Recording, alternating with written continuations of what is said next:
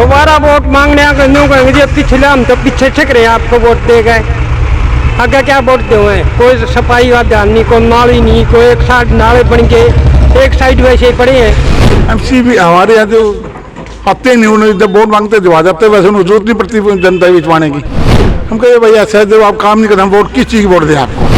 ये कबाड़ा पड़ा है, जब या कोई उठाता नहीं, ये पड़ा बेकार जाम हो जाए, मच्छर पैदा हो रहे हैं और जाम हो जाता है यहाँ पर।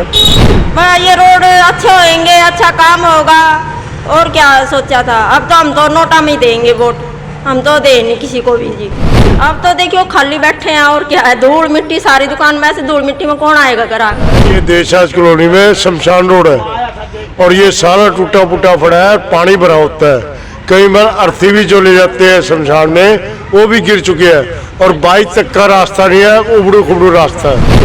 यहाँ सभी गुजरते हैं यहाँ से, लेकिन किसी ने आज तक इसकी तरफ कोई ध्यान ही नहीं दिया। दिन में 4-4 बार गुजरता है यहाँ से। है कि आज जिस तरह से हमारी कॉलोनी वासी इन समस्याओं से त्रस्त हैं, उनकी कोई सुनवाई नहीं, ना पार्षद सुनवाई कर रहा, ना विधायक सुनवाई कर रहा, ना सरकार सुनवाई कर रही। तो मैं समझता हूँ कि ये जो आलम यहाँ पे देखने को मिल रहा है, लोग इस भारतीय जनता पार्टी की सरकार से त्रस्त आ चुके हैं। मतलब मई पाल डांडेगा, पीए कपिल राणा, राजपाल सबको शिकायत की गई है। उन्होंने मौके पे फोन किया गया और लाइन पर लेकर बात करवाई गई। निगम के रिंकू इंस्पेक्टर ने फोन उठाया, उसने कहा मैं आगे देखूंगा, उसने आगे देख लिया। उन्हें आगे ठेकेदार को भी कहा भाई सफाई करवा दो, कहता जी आज हो जाएगी, लेकिन नहीं होगी। जनता के राशन कार्ड काट दिया तुमने, जनता को बिल्कुल परेशान कर रखा आप लोगों ने, कमाल है, हद कर रखी बिल्कुल। क्या क्या पोल खोल लूं, फैमिली आईडी में जबरदस्त इनकम, बेवजह 5 साल का बच्चा जिसे अपना नाम लिखना नहीं आता उसकी आपने बेफालतू में इनकम, मतलब कितने में घोटाले गिनाऊं।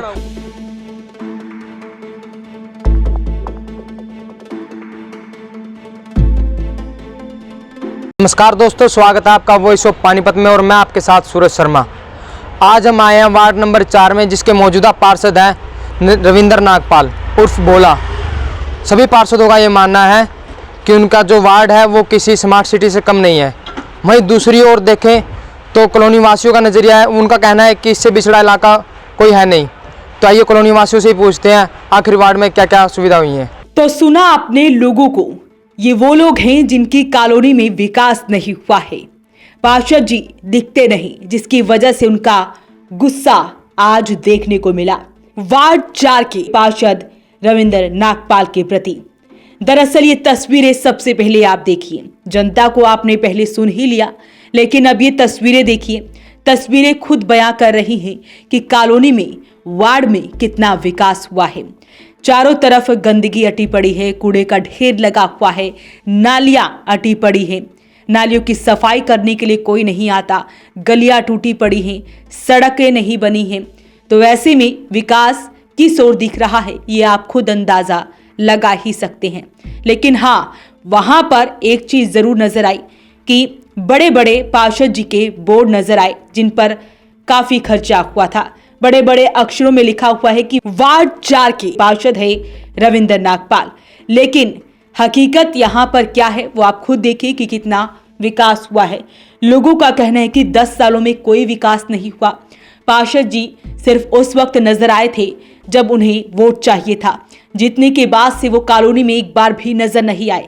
उनके पास जाते हैं तो उनकी कोई सुनवाई ही नहीं होती। एक बार सुनिए गुस्साए हुए लोगों की बातें। देखिए, प्रॉब्लम केवल और केवल इस कॉलोनी की नहीं है। भारतीय जनता पार्टी की सरकार ने 10 सालों में सड़कों का विकास की बात कर लो, ये सड़क थोड़ा ही, ये वाली सड़क, इससे परली सड़क, सनौली रोड के बुरे हालात। और वार्ड 5 की बात करें तो 6 से 7 सड़कें ऐसे बड़े बड़े टुकड़े बेकार हो रहे हैं। यहाँ को व्यक्तियों को मुर्दा ले जाने की भी सुविधा उपलब्ध नहीं हो रही सही। यहाँ बनियों का एक शमशान पड़े, और ये बनियों का जो शमशान है लगभग 10 से 15 हज़ार की आबादी का ये केला शमशान है, जिसमें प्रत्येक दिन कभी 1, कभी 2 और कभी 3 मुर्दे आते हैं। लेकिन यहाँ पानी के बुरे हालात होने के कारण कोई मुर्दा नहीं जा पाता। पार्षद ने तो कोई विकास ही नहीं करा, विकास करा है तो दूसरे तरीके के विकास करे। जनता के राशन कार्ड काट दिया तुमने, जनता को बिल्कुल परेशान कर रखा आप लोगों ने, कमाल है, हद कर रखी बिल्कुल। क्या क्या पोल खोल लूं, फैमिली आईडी में जबरदस्त इनकम, बेवजह 5 साल का बच्चा जिसे अपना नाम लिखना नहीं आता उसकी आपने बेफालतू में इनकम, मतलब कितने में घोटाले गिनाऊं। सबसे बड़ी दिक्कत इस कुबाड़े की है, 50 मीटर के दायरे में 5 प्लाटों में कुबाड़ा पड़ा है, सारी देश राज कॉलोनी इसी में कुबाड़ा गिरा है। बालक बीमार हो चुके हैं, ठाणे वाला कोई आंदा को नहीं। इतनी के माड़े कहते हैं कि हम सफाई करवाते हैं, संतुष्टि लेटर आ चुका है। अगर संतुष्टि लेटर आ चुका है तो ये कुबाड़ा कहाँ से आया? मतलब मई पाल डांडे का पीए कपिल राणा, राजपाल सबको शिकायत की गई है। उन्होंने मौके पे फ़ोन किया गया और लाइन पर लेकर बात करवाई गई। निगम के रिंकू इंस्पेक्टर ने फ़ोन उठाया, उसने कहा मैं आगे देखूंगा, उसने आगे देख लिया। उन्हें आगे ठेकेदार को भी कहा भाई सफाई करवा दो, कहता जी आज हो जाएगी, लेकिन नहीं हुई। हमने ये सोच के वोट दी थी कि हमारा इलाका चमक जाएगा। हमारा एक देवता ओम प्रकाश जैन था जिसने ये सड़क बनाई थी, बस वो मौका बताएगा, हम उनको क्या जवाब देंगे, हमारे भीतर की आवाज़ क्या निकलेगी। लोगों का कहना है कि फैमिली आईडी काट दी गई, राशन कार्ड काट दी गए, कोई विकास नहीं हो रहा है, तो ऐसे में भला वो आने वाले वक्त में बताएंगे और ना ही वो वोट देंगे बल्कि इस बार वो नोटा का बटन दबाएंगे। एक बार सुनिए इस महिला की भी। ये रोड नहीं बन रहा जी, देखियो कितना साल भर से ऊपर हो गया। पहले 1 साल तो नाले पड़े रहे और अब ये रोड पटा पड़ा है, कोई नहीं आता भी जाता भी। हमारा पैकिंग में जाया करता सामान, अब कुछ नहीं जाता। ऐसे ही बस मेरे पति काम में लगे रहा करे थे।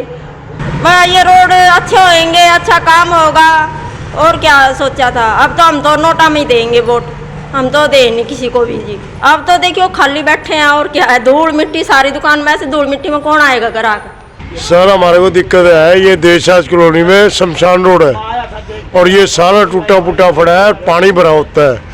कई बार अर्थी भी जो ले जाते हैं शमशान में वो भी गिर चुके हैं और 22 तक का रास्ता नहीं है, उबड़ू खुबड़ू रास्ता है।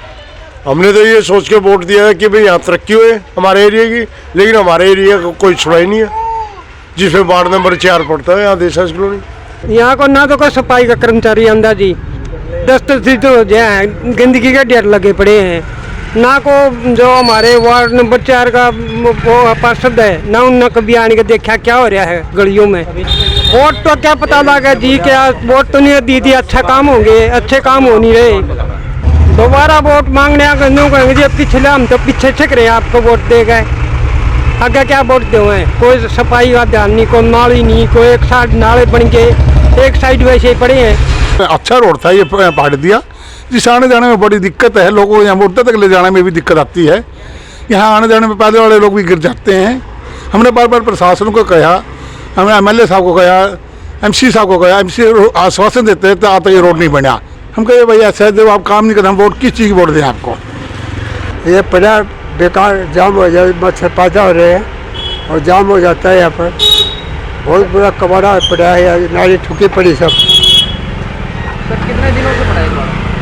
काफ़ी दिन हो गए जो है, कोई ये तो काफ़ी दिन हो गया, नाले भी हमारे ऊपर से निकाल के चले जाते हैं। वहीं जब आज वॉइस ऑफ पानीपत की टीम पानीपत की वार्ड 4 में पहुंची तो वहां पर मौके पर कांग्रेसी नेता ओमवीर पवार भी मौजूद थे, जिन्होंने बीजेपी पार्टी को नकली पार्टी बताया। साथ ही उन्होंने नगर निगम को भ्रष्टाचार का अड्डा भी बताया। इसके अलावा उन्होंने कहा कि जिस तरह से जनता आज दुखी है वो आने वाले वक्त में बीजेपी को काफी भारी पड़ेगा और लोग बताएंगे कि उनके वोट की क्या कीमत है।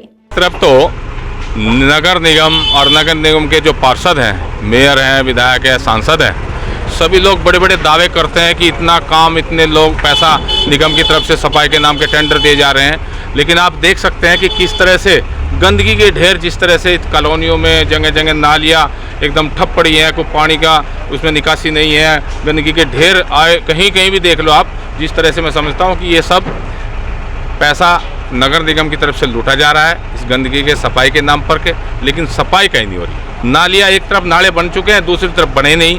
वो टेंडर कहाँ गया, वो पैसा कहाँ गया, किसी को कुछ पता नहीं। कोई आवाज़ उठाता है, उसकी कोई जांच नहीं होती, ना कोई उसका जो ना लेखा जोखा प्रस्तुत किया जाता। तो मेरा मानना ये है कि आज जिस तरह से हमारी कॉलोनी वासी इन समस्याओं से त्रस्त हैं, उनकी कोई सुनवाई नहीं, ना पार्षद सुनवाई कर रहा, ना विधायक सुनवाई कर रहा, ना सरकार सुनवाई कर रही। तो मैं समझता हूँ कि ये जो आलम यहाँ पे देखने को मिल रहा है, लोग इस भारतीय जनता पार्टी की सरकार से त्रस्त आ चुके हैं, बहुत जल्दी इस प्रकार को बदलने वाले हैं। तो ऐसे में वार्ड 4 के पार्षद रविंद्र नागपाल हैं, लोग गुस्साए हुए हैं। उनका कहना है कि यहाँ पर विकास कुछ भी नहीं हुआ, यही सोचकर वोट दिया था कि गलियां पक्की होंगी, सड़कें बनेंगी, विकास होगा, साफ सफाई रहेगी और वो एक अच्छी सिटी में रहेंगे, लेकिन ऐसा कुछ भी नहीं हुआ। उन्होंने कहा कि आने वाले वक्त में वो नोटा का बटन दबाएंगे, लेकिन ऐसे में देखने वाली बात होगी कि आगे क्या कुछ होता है, क्योंकि अब कुछ ही दिन शेष रह गए हैं नगर निगम के चुनाव को लेकर। तो ऐसे में जनता काफ़ी दुखी नज़र आ रही है। कई ऐसे वार्ड हैं जहां पर यही हालात बने हुए हैं। वॉइस ऑफ पानीपत लगातार ऐसे कॉलोनियों में, या यूँ कहें कि सभी कॉलोनियों में, सभी वार्डों में वॉइस ऑफ पानीपत सर्वे करने के लिए पहुंच रही है, जहां पर देखा जा रहा है कि कहां पर कितना क्या विकास हुआ है, कहां पर कितना विकास नहीं हुआ। तो ऐसे में अब आपको किसी और वार्ड में लेकर चलेंगे, तो अपील रहेगी इस वीडियो को आप शेयर ज़रूर करें।